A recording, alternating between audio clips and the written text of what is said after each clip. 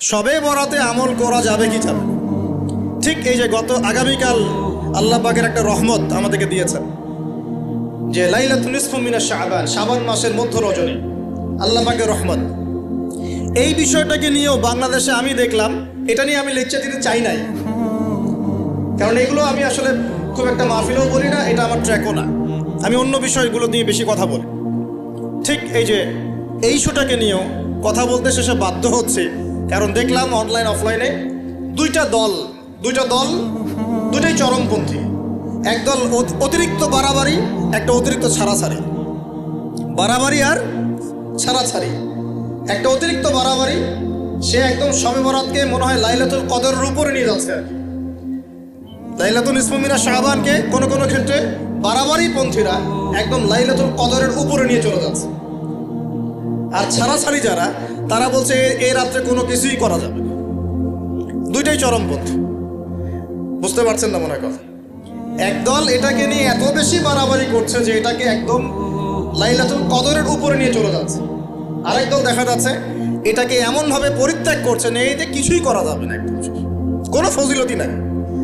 এখন আসলে মধ্যমপন্থা কি, মাঝখানে আমরা কি করবো তাহলে জানার দরকার আছে কি নাই? অনেক হাদিসের অনেক আলোচনা, প্রায় 40-50 পৃষ্ঠার বই, সব আলোচনা তো মাহফিলে করা সম্ভব না। আমি সারমর্মটুকু বলি। সারমর্ম কি? হাদিসের শবে বরাত নামে কোনো শব্দ নাই, এক নম্বর কথা। কি নাই ভাই?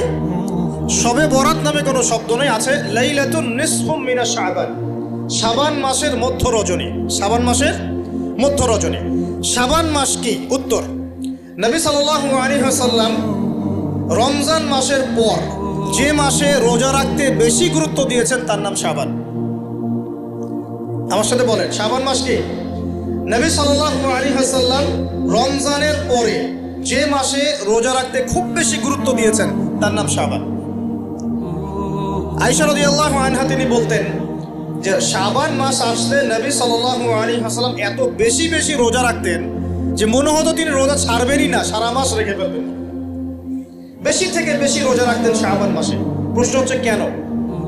উত্তর, এমনিতে এই মাসটা বরকতময় এবং এই মাসে আল্লাহ পাক তার রহমতে বিপুল সংখ্যক মানুষকে জাহান্নাম থেকে মুক্তি দান করেন।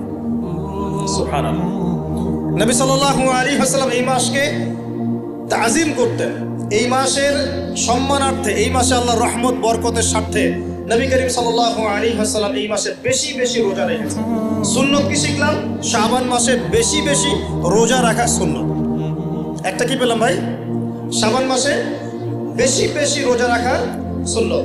আপনি যদি মুকিম হন, শরীর সুস্থ থাকে, মুসাফির না, আপনার সুস্থতা আছে, সব ঠিক আছে, আপনি চেষ্টা করবেন এই মাসে বেশি বেশি রোজা রাখতে।